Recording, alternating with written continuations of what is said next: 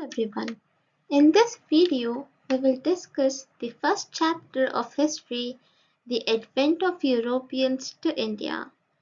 Along with this, we will even discuss the question and answers at the end of the video. So, let us begin. Even during the Middle Ages, there were trade and commerce relationship between the countries. Trade between India and European countries was carried on during ancient times. There was great demand for Indian spices, cumin, cinnamon, cardamom, ginger, and Indian pepper. The Arab merchants carried Asian merchandise to Constantinople of Eastern Roman Empire. The Italian merchants would buy these goods and then sell them in the European countries. Constantinople was thus the center of international trade and was considered as the gateway of European trade. So here is a picture that shows the present day Constantinople. All the goods that had to enter in the European market that had to pass through this particular route. So it is called as the gateway of the European trade. The goods used to carry from the Asian countries to the European market through Constantinople.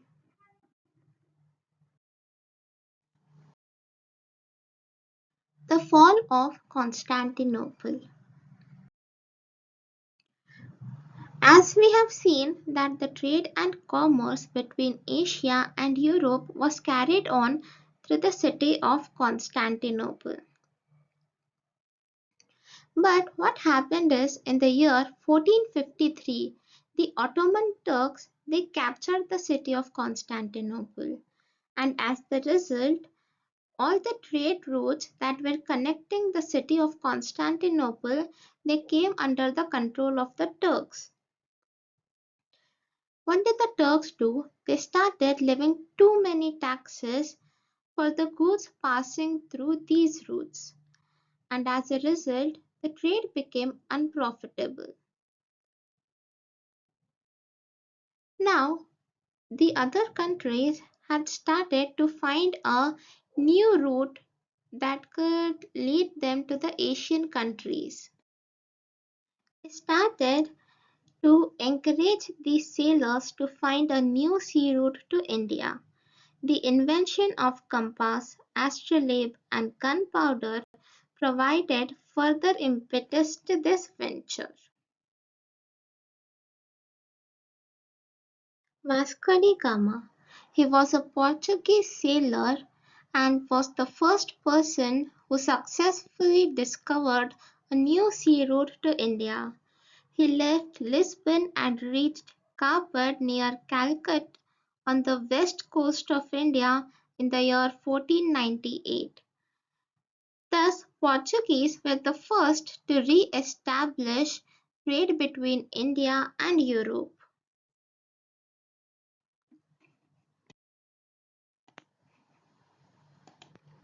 So here you can see this was the route that was discovered by Vasco da Gama in the year 1498. But this was a very long route. So in the year 1869, a huge canal called Suez Canal was built by digging the land for easy movement of ships in Egypt to connect the Red Sea and the Mediterranean Sea. This route is called as the Suez Canal. Until the building of Suez Canal, the sea route discovered by Vasco da Gama was the route used for trade between India and the European countries. The ships had to round the Cape of Good Hope. Here, this is the Cape of Good Hope, the southernmost tip of Africa. Success of the Portuguese, Dutch, French, and the English of Europe arrived in India for trade.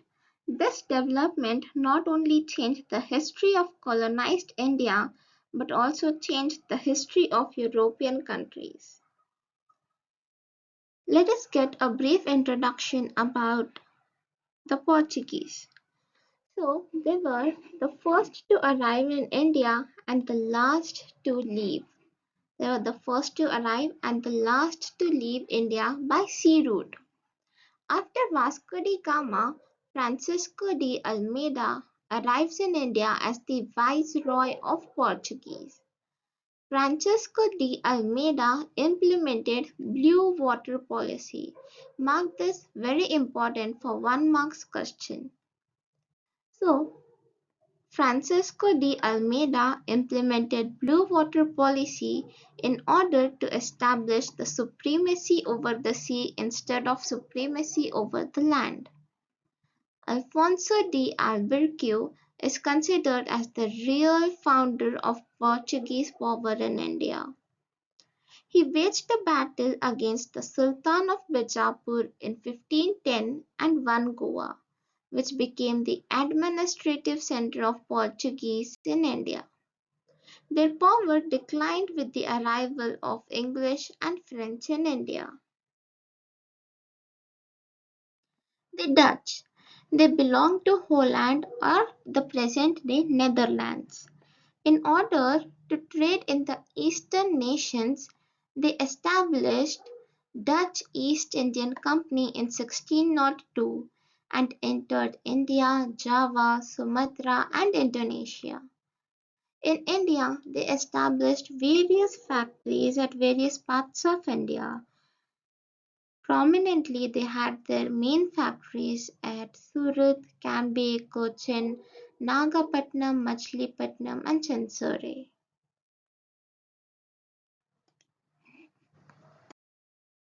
We should read about Raja Marthanda Verma. In the politics of Kerala, the one who lived in the most important phase and rescued an important principality from the foreigners was Raja Marthanda Verma of Wayanad. He was a pivotal figure in the history of Kerala. He ruled from 1729 to 1758. He is regarded as the founder of modern kingdom of Travancore. Trying to monopolize the areas of Kerala and they were defeated by Marthanda Verma. He controlled the surrounding areas and made them to oppose the Dutch. The Dutch, with the help of provinces like Kayamkalam, Kochi, Purakkad, and Vadakuknur, attacked on Travancore. Raja Marthanda Verma defeated them and captured Nedumangada and Kotarka trading centers. In the year 1741, the Dutch declared war on Travancore with Kotakara province in the forefront. But Marthanda Verma's army strongly sent it back, and the Dutch suffered huge losses.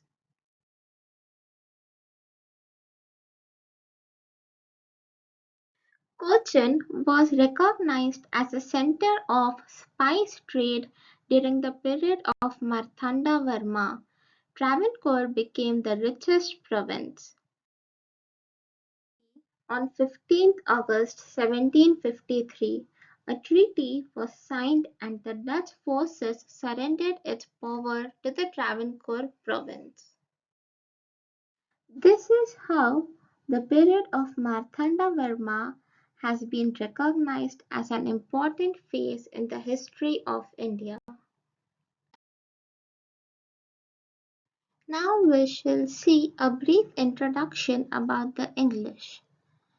On 31st December 1600, Queen Elizabeth issued a royal charter, the East India Company, to trade with Eastern countries for 15 years. The company started the trade formally in 1613. The Mughal Emperor Jahangir issued a royal permission to the English to establish their first warehouse at Surat. In 1617, Sir Thomas Roe arrived at the court of Jahangir as a royal ambassador from the court of James I to sought permission to establish factories at Agra, Ahmedabad and Bharuch. Agra, Ahmedabad and Bharuch were under the Mughal emperor during that time.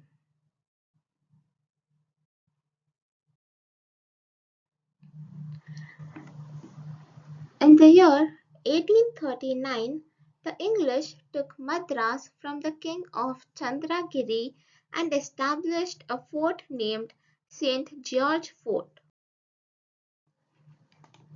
Later, Charles II gave Bombay an annual rent of £10 to the East India Company in the year 1668. Mark this also as an important question for 1 marks or MCQ.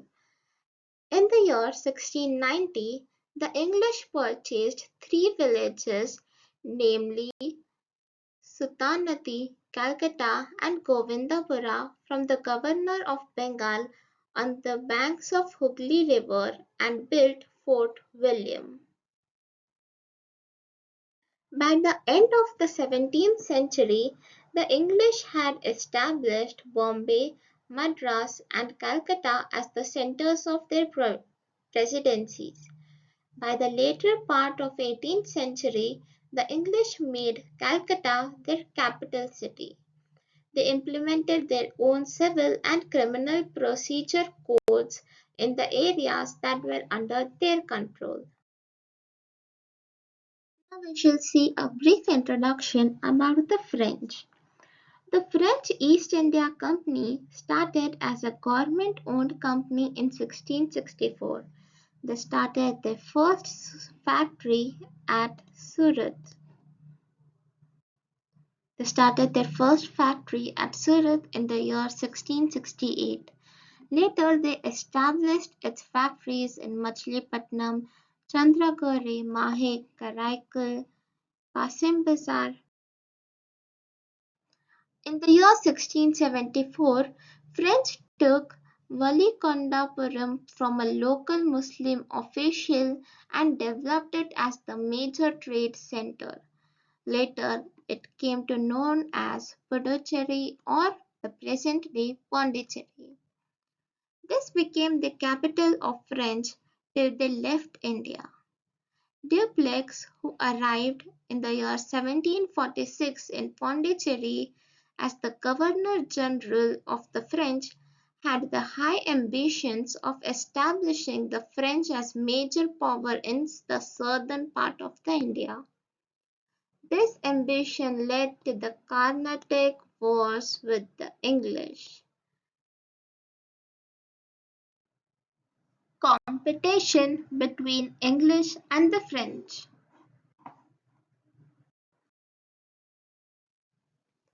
The Portuguese and the Dutch had withdrawn from India, unable to withstand the competition from the French and English by the middle of 18th century. Finally, the French and the English resorted to show the strength in order to establish their political supremacy over India. Meanwhile, political instability arose in the regions of Hyderabad and Carnatic. Carnatic was there in the eastern part of the Tamil Nadu. And both the English and the French tried to exploit the situation in their favor. This led to 3 Carnatic Wars.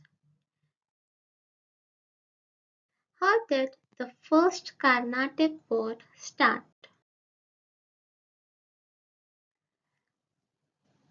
Madras was under the British rule during that time, but on the request of Dupleix, La Bourdonnais, a French military leader from Mauritius, invaded Madras, and he captured it from the English.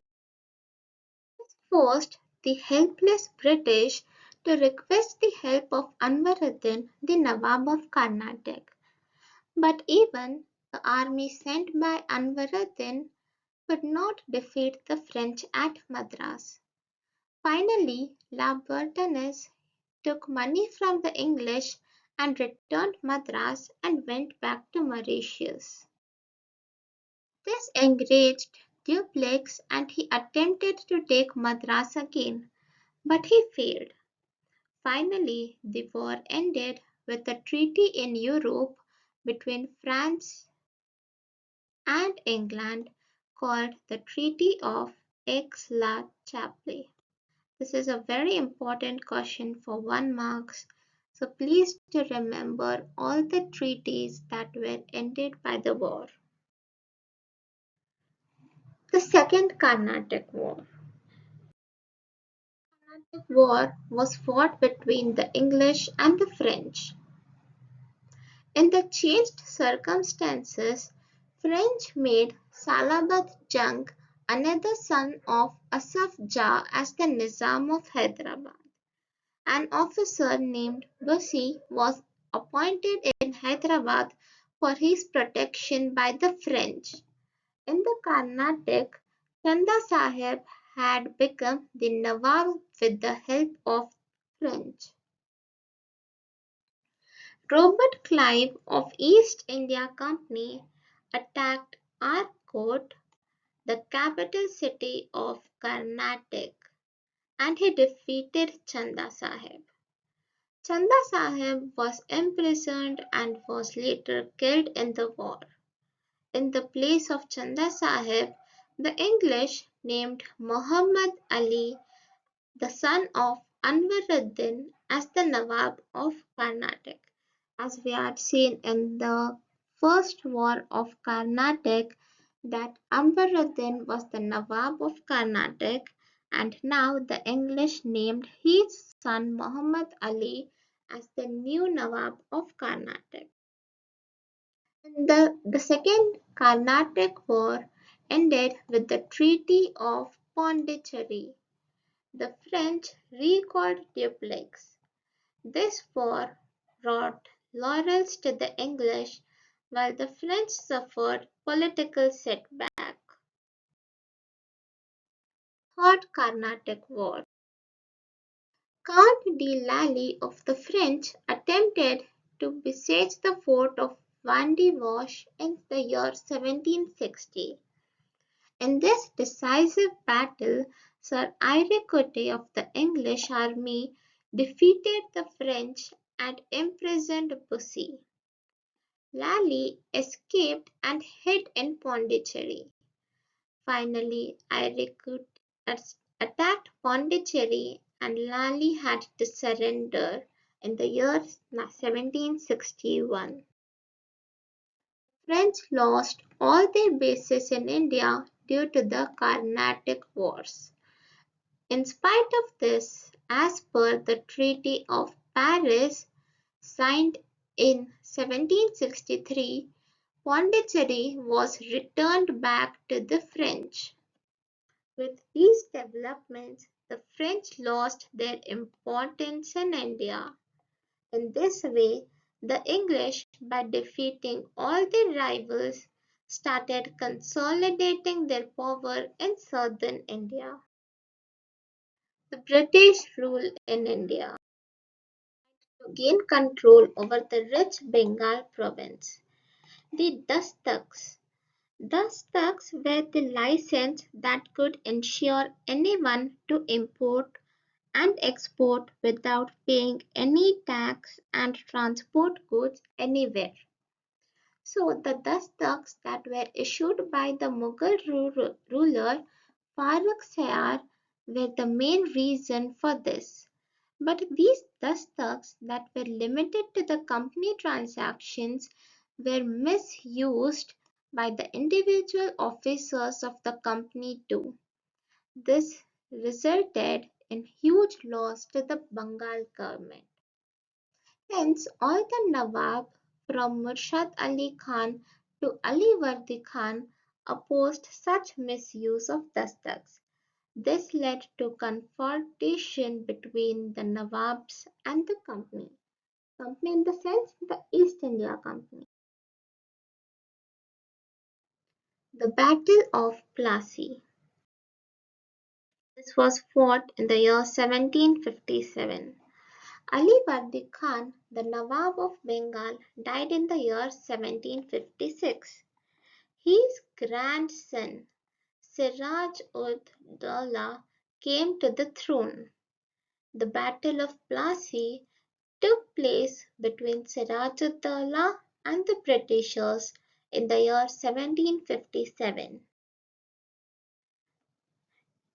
The main reasons that led to the War of Plassey were the misuse of dastaks.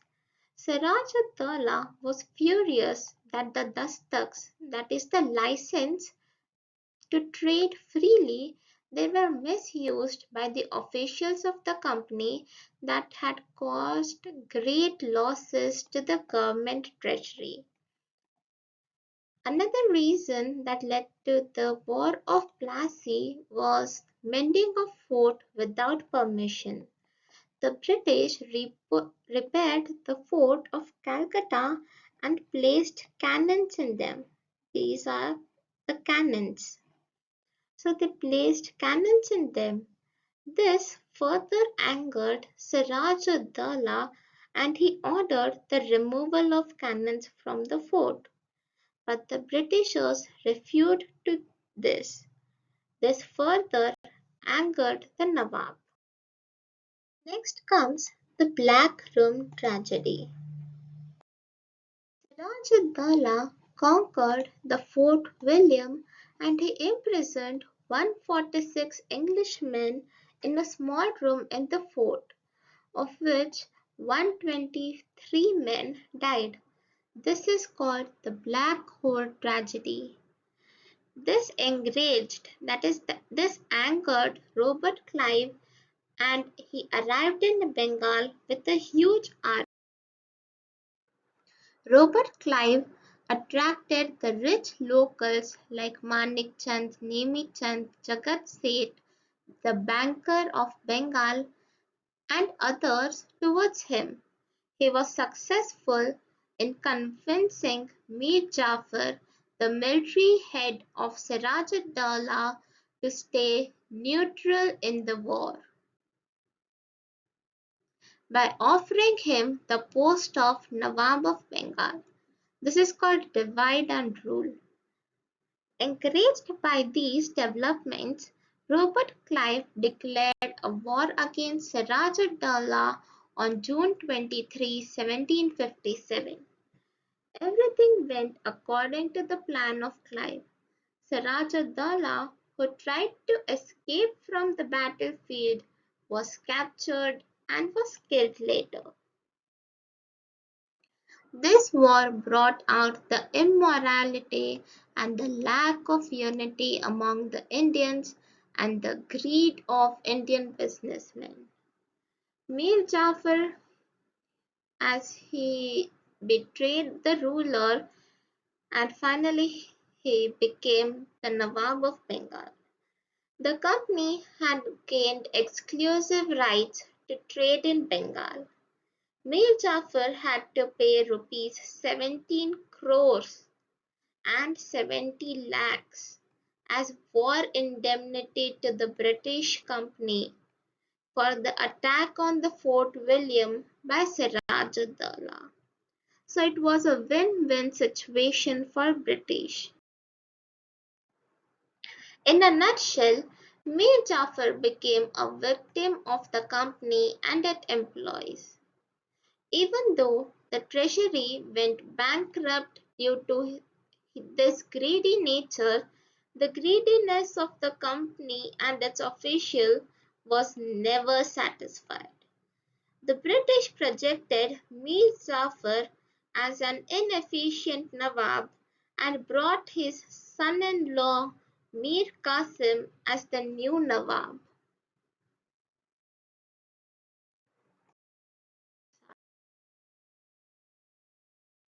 Mir Qasim was an efficient administrator. In the beginning, he remained loyal to the company. He paid 2 lakh pounds to the company and gave away few places to it. But afterwards he declared himself as an independent king. After verifying the misuse of the license, that is the dastaks, he declared all the business was duty-free in Bengal. Indians competed against the British in all spheres of business. So it was a great move by Mir Qasim.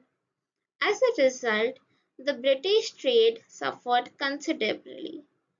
This was enough for the British to oppose the Nawab. They again brought Mir Jafar and dethroned Mir Qasim. Mir Qasim is the son-in-law of Mir Jafar. As Mir Qasim knew the cunningness of British, he went for an organized war against them. He was supported by various Indian merchants and artisans. Mir Qasim entered into agreements with the Mughal ruler Shah Alam II and the Nawab of Awadh Shuja'ud-Dawla. The combined forces of Mir Qasim faced the British army led by Hector Munro at Buxar. In the year 1764. Mir Qasim was defeated and he ran away from the battlefield. Shah Alam too, he surrendered. The efforts of the combined forces to stop the British were failed. Outcomes of the battle. Shah Alam II accorded the Diwani rights over the Bengal to the British. Diwani right is the right to collect the land taxes. Shah Alam II gave away all the rights over Bengal to the British for an annual fee of rupees 26 lakhs. Shuja'ud-Dawla, the Nawab of Awadh, had to pay war indemnity of rupees 50 lakhs for waging a war against the Britishers. With the death of Mir Jafar, the company paid pension to his son and took over the entire administration of Bengal. Battle of Buxar made the British the real holders of power over Bihar, Bengal and Odisha provinces. Even Awadh remained under their control. In 1765, Robert Clive brought in dual government in Bengal.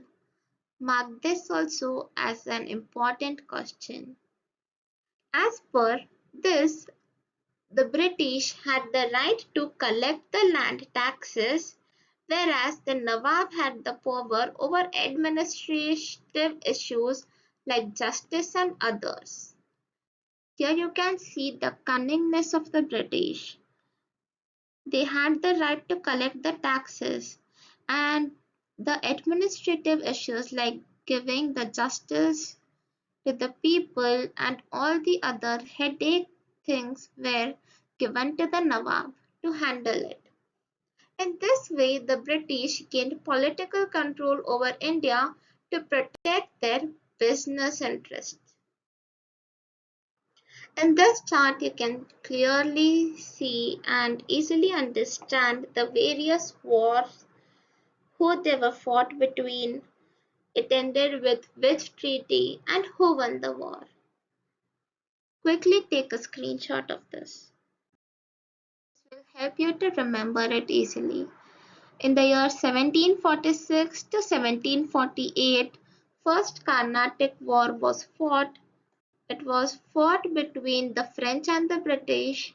It ended with the Treaty Aix-la-Chapelle and it was won by the British. In 1749 to 1754, Second Carnatic War was fought.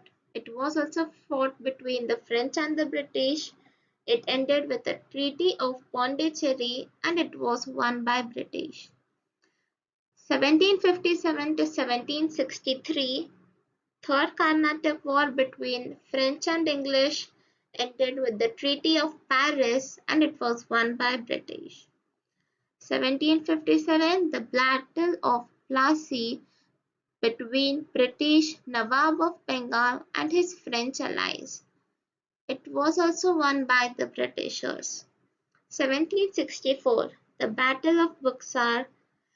It was fought between English and the combined army of Indian rulers, ended with the Treaty of Allahabad and the British won the war. Question and answers and so here are the fill in the blanks from the textbook. In 1453, the Ottoman Turks occupied the Constantinople city. The sea route between India and Europe was discovered by Vasco da Gama. In 1741, Dutch declared war on Travancore. Travancore is a province of Raja Marthanda Varma. The capital of French in India was Pondicherry. The war broke out between Siraj-ud-Dowlah and Robert Clive in 1757 was the Battle of Plassey. The Diwani rights over Bengal were handed over to the British by Shah Alam II. The dual government policy implemented by Robert Clive in Bengal. Discuss the question and answers. Any question, make sure you underline the important points so that it would be easy for the examiner to check the answers. So whatever I'm going to highlight, you can underline it with pencil in your examination. Okay. So the first question. How did the trade take place between India and Europe during Middle Ages? The trade relationships between India and Europe and other Asian countries continued even during the Middle Ages. There was great demand for Indian pepper, cumin, cinnamon, cardamom, ginger, and other spices in Europe. The Arab merchants carried Asian merchandise to Constantinople, the Eastern Roman Empire. The Italian merchants would buy these goods and then sell them in the European countries. The Italian merchants would buy these goods and then sell them in the European countries. Constantinople was thus the center of international trade, and it was considered as the gateway of European trade. Even this could be asked for 1 marks question. While Arab merchants had gained monopoly over the trade in Asian countries, Italian traders had gained monopoly over trade in Europe. The merchandise from Asia brought good profits to Italian merchants. You can quickly take a screenshot of this.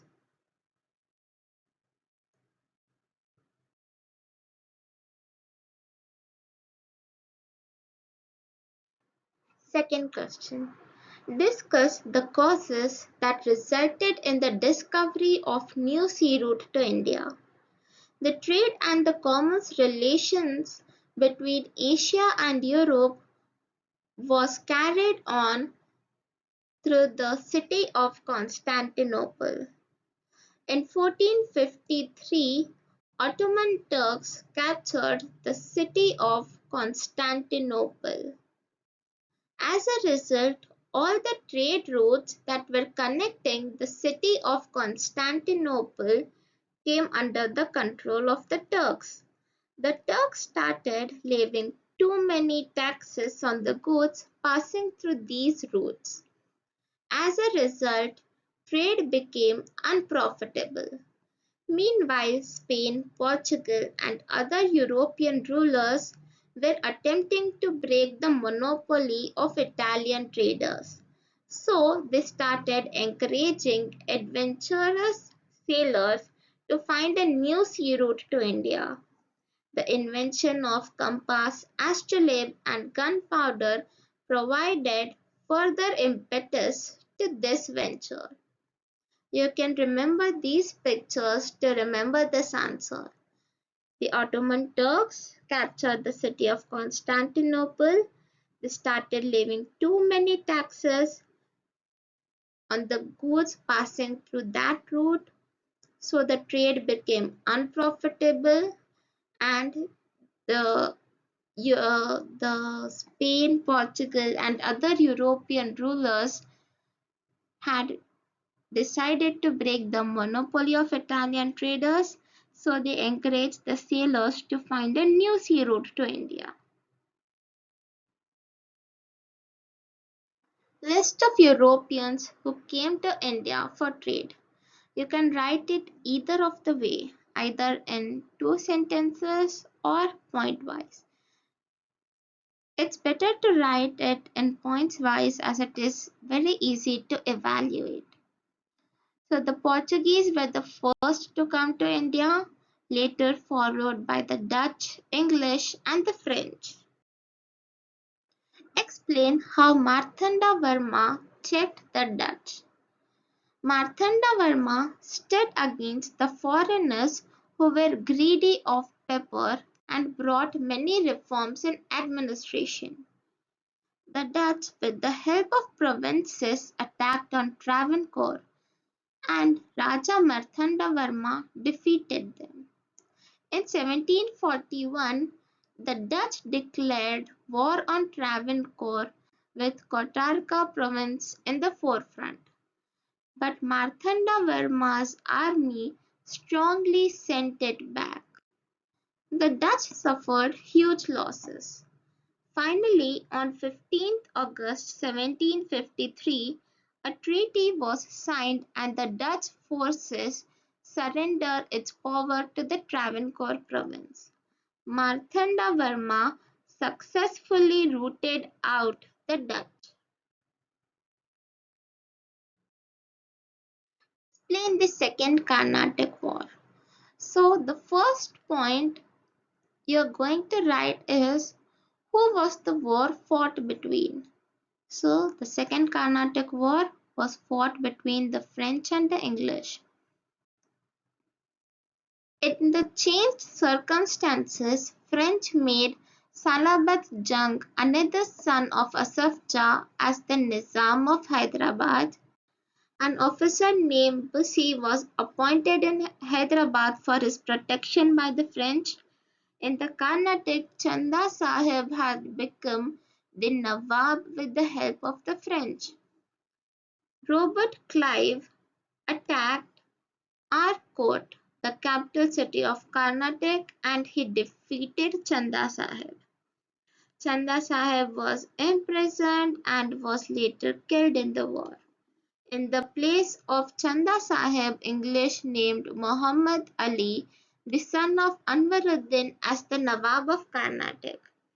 Mark this as very important. The Second Carnatic War was ended with the Treaty of Pondicherry.